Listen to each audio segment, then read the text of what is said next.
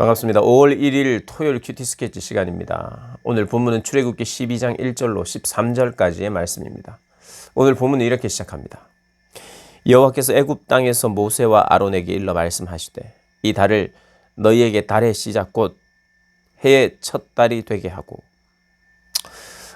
오늘 본문은 유월절 규례에 대한 이야기입니다. 유월절은 애굽에서 이스라엘 백성들이 이제 해방되어 애굽을 탈출하는 그날 어린 양의 피를 문설주에 그리고 임방에 발라서 하나님께서 그 피를 보시고 어린 양의 그 피를 보시고, 그러니까 그 문설주 그리고 좌우 임방, 이 임방에 발린 피, 그 피가 마치 속죄의 제사를 지낸 것 같이 하나의 제단이 된 것이죠.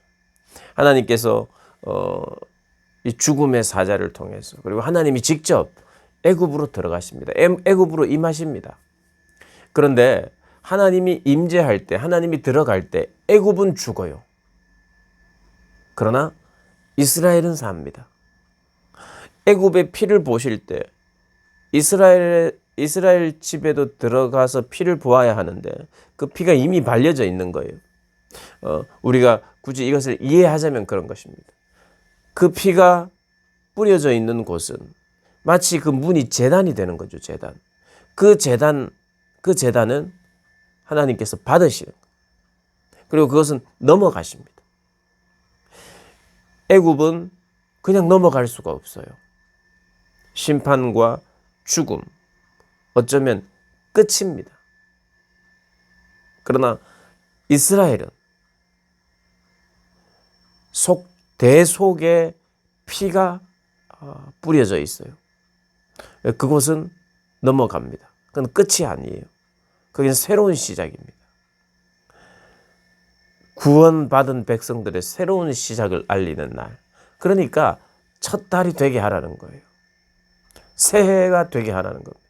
새로운 출발이에요. 애굽에게는 죽음이요 절망이요 끝이라면 이스라엘 백성들에게는 새로운 해, 새로운 출발. 그것이 바로 유월절입니다. 유월절. 그런데 오늘 본문에 이제 유월절을 어떻게 지내야 될지를 2절부터 쭉 소개합니다.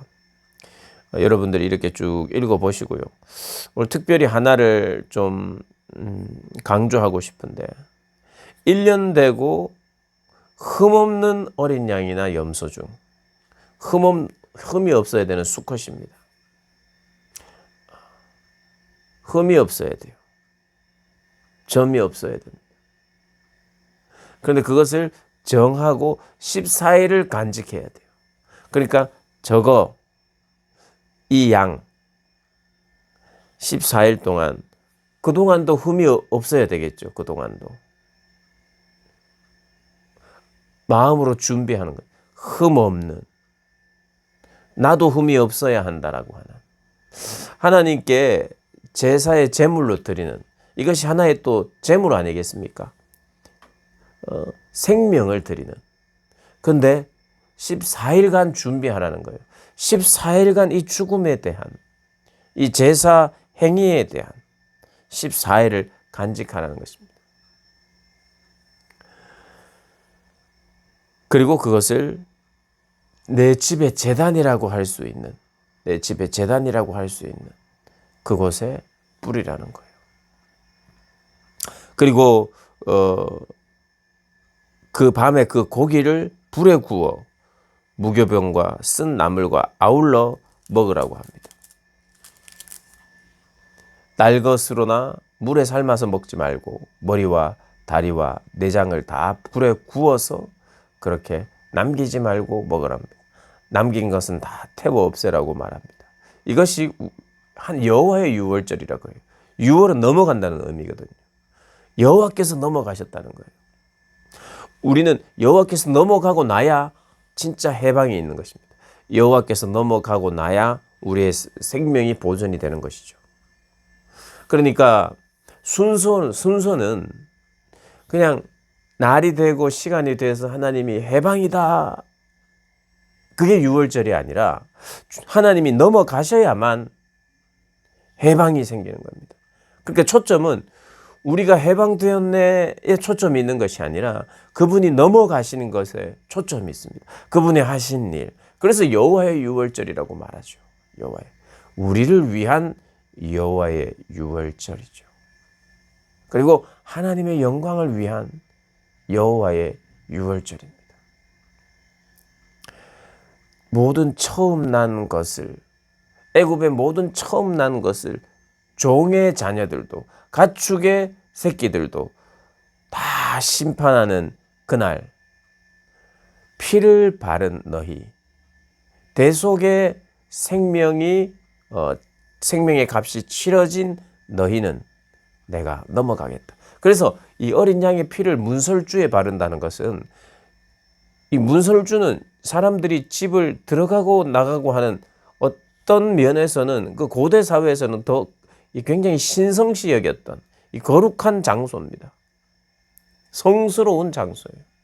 그 문을 들어갈 때 누가 봐도 이 문은, 이 집은 대속의 피가 흘려진 곳이구나. 다른 말로 이 피는, 이 집은 예수님의 은혜가, 예수님의 피가 발려진 곳이구나. 오늘로 우리가 해석하자. 누가 봐도 아는 거예요.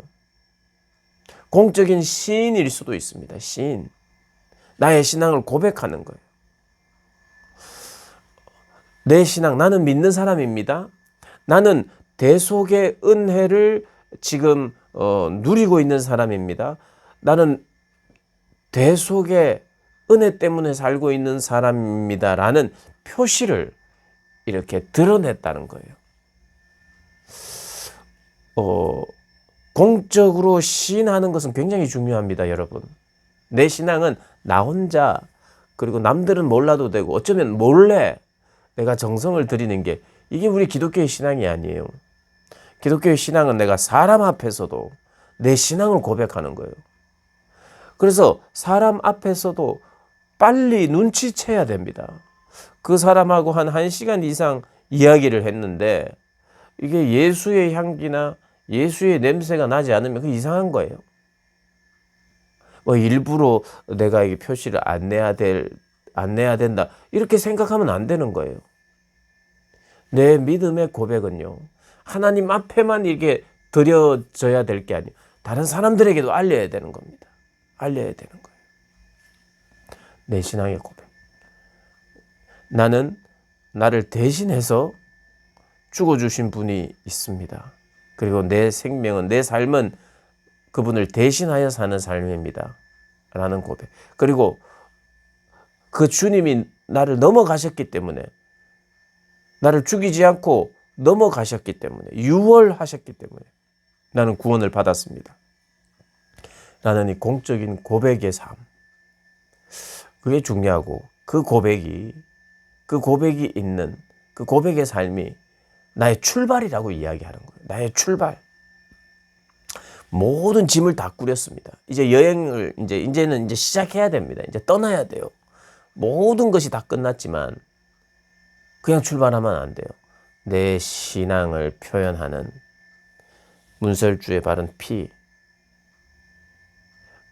그것을 주님이 보시고 넘어가고 나서야 이제 모든 준비했던 모든 것, 서서 식사를 해야 돼요. 서서.